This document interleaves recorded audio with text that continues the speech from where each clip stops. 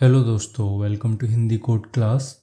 पिछले लेक्चर में हमने इस क्रिएट पोस्ट को बनाया था एंड इसके अलावा हमने categories.js में भी काम किया था। इसमें हमने कुछ कैटेगरी बनाई थी। आज हम कॉन्टेक्स्ट पे काम करेंगे, तो चलिए शुरू करते हैं। अब कॉन्टेक्स्ट के लिए हम एक अलग फोल्डर बना लेते हैं। तो हम आएंगे अपने सोर्स में, यहाँ पे राइट क्लिक करिए एंड न्यू फोल्डर, यहाँ पे लिखिए कॉन्टेक्स्ट एंड इसमें आपको एक JS फाइल बना लेनी है। तो इसमें राइट क्लिक करिए एंड न्यू फाइल, इसका नाम दे देते हैं authcontext.js। अब हम यहाँ पे सबसे पहले कॉन्टेक्स्ट का एक ऑब्जेक्ट बना लेते हैं। तो उसके लिए लिखिए क्रिएट कॉन्टेक्स्ट और ये हमें कहाँ से मिलेगा, ये मिलेगा रिएक्ट से। तो यहाँ पे हमने इंपोर्ट कर लिया एंड ये जो ऑब्जेक्ट देगा उसको हम रख लेते हैं किसी रेफरेंस वेरिएबल में। तो यहाँ पे आइए const auth context। तो ये फंक्शन क्या करेगा, एक कॉन्टेक्स्ट का ऑब्जेक्ट बनाएगा। इसका काम होता है ग्लोबल डेटा कंटेनर बनाना, जिससे आप किसी भी कंपोनेंट ट्री में डेटा शेयर कर सको, वो भी बिना प्रॉप ड्रिलिंग के। इसको आप ऐसे भी समझ सकते हो कि जो कॉन्टेक्स्ट ऑब्जेक्ट है वो एक कंटेनर या एक बॉक्स जैसा होता है, बॉक्स की तरह आप समझ लो, जिसमें आप ऐसा डेटा रख सकते हो जो पूरे रिएक्ट प्रोजेक्ट में शेयर करना है। मतलब जो भी कंपोनेंट ट्री है उसमें कहीं भी आप आसानी से एक्सेस कर सको। अब ये ऑथ कॉन्टेक्स्ट में हमने इसके ऑब्जेक्ट को रख लिया, मतलब इसमें दो चीजें आपको मिलेंगी, एक होगा प्रोवाइडर और दूसरा कंज्यूमर। मतलब आप ऑथ कॉन्टेक्स्ट डॉट प्रोवाइडर का यूज करोगे and auth context dot consumer. तो प्रोवाइडर क्या करता है, ये डेटा को सप्लाई करता है एंड कंज्यूमर के थ्रू डेटा को कंज्यूम किया जाता है। बट आजकल क्या है, डॉट कंज्यूम का यूज नहीं होता, आप सिंपली एक हुक का यूज कर सकते हो। मतलब रिएक्ट एक यूज कॉन्टेक्स्ट नेम का हुक देता है, आप हुक को यूज करिए तो वो आपका वही काम करेगा जो कंज्यूमर का काम है। तो ये आपको क्लियर हो गया होगा।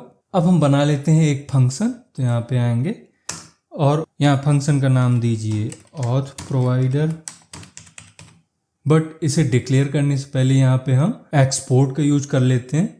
तो यहाँ लिखेंगे export default auth provider.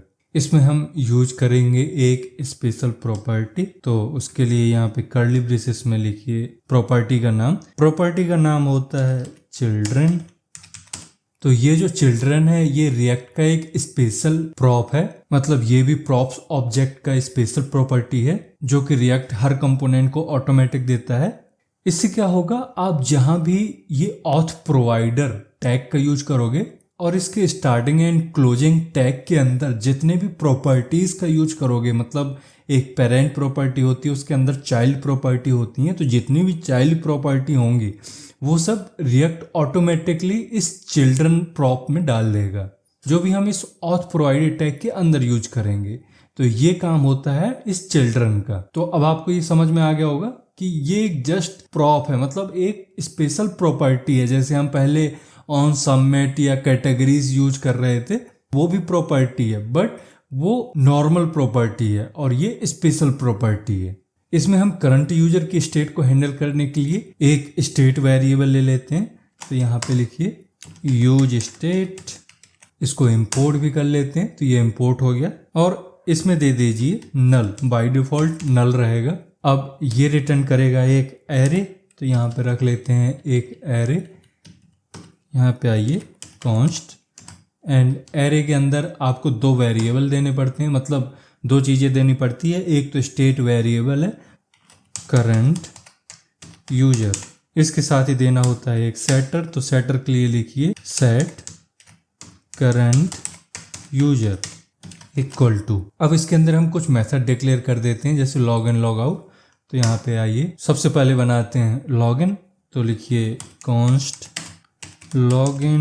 Login करने के लिए हमें ज़रूरत पड़ेगी यूजर की। तो यहाँ पे पास कर दीजिए एक वेरिएबल यूजर और इसकी वैल्यू कहाँ से आएगी, जहाँ से हम इस लॉगिन को कॉल करेंगे वहाँ पे हम इस यूजर को पास कर देंगे। इसके बाद दीजिए एरो कर्ली ब्रेसेस के अंदर कोड करना है। अब सबसे पहले जो भी यूजर आएगा उसको हम इस करंट यूजर में स्टोर कर लेंगे, एंड करंट यूजर में स्टोर करने के लिए आपको कॉल करना पड़ेगा सेट करंट यूजर। तो यहाँ पे कॉल कर दीजिए सेट करंट यूजर, इसमें पास कर दीजिए यूजर एंड सेमीकोलन। अब इससे होगा ये कि जो भी यूजर लॉगिन करेगा वो हम करंट यूजर में रख लेंगे।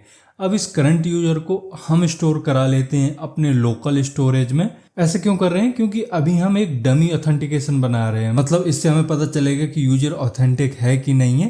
तो इसके लिए अभी हम जो भी करंट यूजर है उसको स्टोर करा लेते हैं लोकल स्टोरेज में। बाद में जब हम JWT लगाएंगे या कोई भी फंक्शनैलिटी लगाएंगे ऑथेंटिकेशन के लिए अपने बैकएंड में, तो वहां से इसको हैंडल कर लेंगे। तो अभी फिलहाल के लिए हम लिखते हैं लोकल स्टोरेज, इसके पास एक मेथड होता है सेट आइटम, तो डॉट सेट आइटम, इसमें पास कर दीजिए करंट यूजर। तो यहाँ पे डबल इनवर्ट कॉमा के अंदर आपको करंट यूजर दे देना है। तो यहाँ पे हो क्या रहा है, ब्राउजर के पास एक बिल्ट इन स्टोरेज होता है जिसको लोकल स्टोरेज कहते हैं, जो अभी हम यहाँ पे ये यूज कर रहे हैं। एंड इस लोकल स्टोरेज के पास एक मेथड होता है सेट आइटम। ये क्या करता है, जो भी डेटा होता है वो लोकल स्टोरेज में की एंड वैल्यू पेयर में स्टोर करता है। एंड डेटा ये तब तक सेव रहता है जब तक कि यूजर इसको मैन्युअली क्लियर ना कर दे। ऐसा नहीं होगा कि पेज रिफ्रेश हुआ या आपने ब्राउजर बंद कर दिया तो आपका ये डेटा डिलीट हो जाएगा।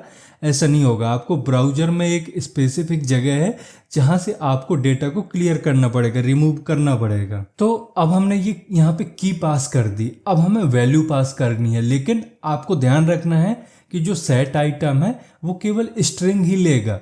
आप की डालो वो भी आपको स्ट्रिंग में डालनी पड़ेगी, आप वैल्यू डालोगे वो भी स्ट्रिंग में डालनी पड़ेगी। तो इसकी वैल्यू क्या है, इसकी वैल्यू है यूजर, मतलब करंट यूजर में आपको क्या पास करना है, वैल्यू एज अ वैल्यू क्या देना है, यूजर। तो यूजर एक ऑब्जेक्ट है, इसमें मल्टीपल चीजें होंगी, आईडी होगी, पासवर्ड होगा, नेम होगा, बहुत सारी चीजें होंगी।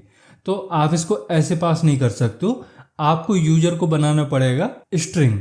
तो उसके लिए यहाँ पे यूज कर लीजिए JSON.stringify और इसमें पास कर दीजिए यूजर को। ये हो गया। यहाँ लगाएंगे हम सेमीकोलन एंड इसके कर्ली ब्रेसेस में भी सेमीकोलन लगा देंगे। इसी तरह से बना लेते हैं एक लॉग आउट। तो यहाँ पे आइए कॉन्स्ट लॉग आउट, इसमें हमें पैरामीटर में कुछ भी नहीं देना होता है, तो इसको एम्प्टी करिए एंड इसके बाद एरो लगा के अपना यहाँ से कोड स्टार्ट करना है। अब यहाँ पे हमें फिर से जो भी करंट यूजर में वैल्यू सेव है, मतलब जो भी यूजर सेव है उसको हटाना है। तो उसके लिए यहाँ पे आइए और कॉल कर लेते हैं सेट करंट यूजर और इसमें पास कर दीजिए नल, यहाँ लगाइए सेमीकोलन। अब इसके बाद हमें क्या करना है, जो भी लोकल स्टोरेज में हमने यूजर को स्टोर किया हुआ है उसको डिलीट करना है। तो यहाँ पे फिर से लिखिए local storage dot remove item and इसमें पास करना होता है की को। तो यहाँ पे की का नाम क्या था, करंट यूजर, तो यहाँ पे पास कर देते हैं करंट यूजर, इसमें लगाइए सेमीकोलन। अब हमें यूज करना है रिटर्न, तो यहाँ पे आइए इसमें भी सेमीकोलन लगा दीजिए। इसके बाद लिखना है आपको रिटर्न एंड इसमें हम यूज कर लेंगे ऑथ कॉन्टेक्स्ट डॉट प्रोवाइडर का। तो यहाँ पे टैग के अंदर लिखिए ऑथ कॉन्टेक्स्ट डॉट प्रोवाइडर, इसमें यूज कर लेंगे हम वैल्यू, मतलब क्या क्या वैल्यू हमें भेजना है इसमें, तो वैल्यू के अंदर हम वो सारी चीज़ें पास कर देंगे। तो इसमें हमें भेजना है 3 चीज़ें। तो यहाँ कर्ली ब्रेसेस के अंदर लिखिए current user log in and log out and tag को कर देंगे क्लोज। अब इसमें यूज कर लीजिए चिल्ड्रन का। तो यहाँ पे आइए और यहाँ पे कर्ली ब्रेसेस के अंदर आपको लिखना है चिल्ड्रन। तो इससे क्या होगा, जब भी आप ऑथ कॉन्टेक्स्ट का यूज करोगे कहीं भी एज अ टैग लगा के, और उसके अंदर जितने भी सब टैग होंगे, मतलब सब कंपोनेंट होंगे, वो सब इस चिल्ड्रन में आ जाएंगे ऑटोमेटिक। और इस चिल्ड्रन में आ जाने की वजह से जो भी हम ऑथ प्रोवाइडर यूज कर रहे हैं तो ये ऑथ प्रोवाइडर अपना काम कर लेगा। अब आप यहाँ पे देख रहे होगे कि यहाँ पे हमने ये 2 कर्ली ब्रेसेस लगा रखे हैं। तो ये एक्चुअली में क्या है कि एक तो हमारा प्रॉब है, मतलब वैल्यू है, इसके अंदर कुछ ना कुछ जाएगा। तो इसके अंदर हम एक ऑब्जेक्ट भेज रहे हैं, ऑब्जेक्ट की वजह से हमें दोबारा से यहाँ पे कर्ली ब्रेसेस लगाना पड़ा। अब इस एक ऑब्जेक्ट में हम 3 चीजें भेज रहे हैं, एक डेटा है और 2 फंक्शन है। अब हम यहाँ पे एक हुक बना देते हैं जो कि कंज्यूमर का काम करेगा। तो यहाँ पे आप एक फंक्शन बनाइए, इसका नाम लिख लेते हैं, इसका नाम रखते हैं हम यूज ऑथ। इसमें हमें कुछ भी पास नहीं करना है, इसको रखते हैं एम्प्टी एंड एरो के बाद आप यूज कर लीजिए यूज कॉन्टेक्स्ट का। इसमें पास कर दीजिए जो भी आपने कॉन्टेक्स्ट का ऑब्जेक्ट बनाया है, तो उसका नाम क्या है, ऑथ कॉन्टेक्स्ट। तो यहाँ पे ऑथ कॉन्टेक्स्ट पास कर देते हैं एंड यहाँ पे लगाते हैं सेमीकोलन। अब हमें इसे इंपोर्ट भी करना पड़ेगा। इंपोर्ट अगर करना है कहीं पे, तो यहाँ पे आपको पता है एक्सपोर्ट का यूज करते हैं, तो लिखिए यहाँ पे एक्सपोर्ट एंड कॉन्स्ट। तो ये अब हमने एक कस्टम हुक बना लिया, जो मैंने आपको स्टार्टिंग में बताया था कि हम कस्टम हुक भी बना सकते हैं, तो इस तरह से बना सकते हैं।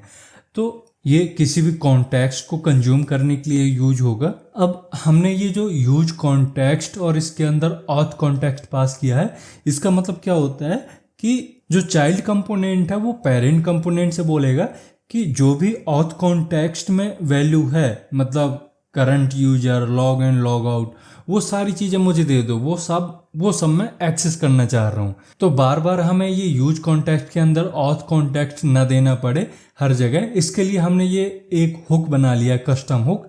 अब हम सिंपली यूज ऑथ का इस्तेमाल करेंगे कहीं भी, और ये हमें ये 3 चीज़ें प्रोवाइड कर देगा जो भी हमने यहाँ पे वैल्यू दी हुई है। तो ये फायदा होगा इस कस्टम हुक का।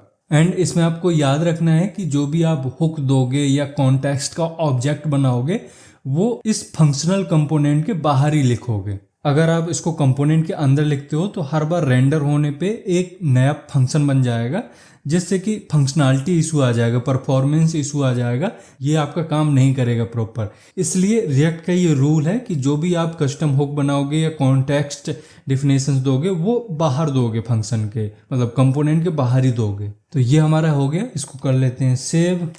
तो आज हमने समझा कि कॉन्टेक्स्ट को कैसे बनाना है हमें, मतलब कॉन्टेक्स्ट को डिफाइन कैसे करना है, इसके साथ ही कस्टम हुक हमें कैसे बनाने होते हैं। अब ये 2 चीज़ें हम यहाँ पे समझ गए हैं। अब हम नेक्स्ट लेक्चर में नैप बार बनाएंगे एंड अगर टाइम बचा तो हम लॉगिन पेज भी बना लेंगे। तो अब हम मिलते हैं नेक्स्ट लेक्चर में। Thank you.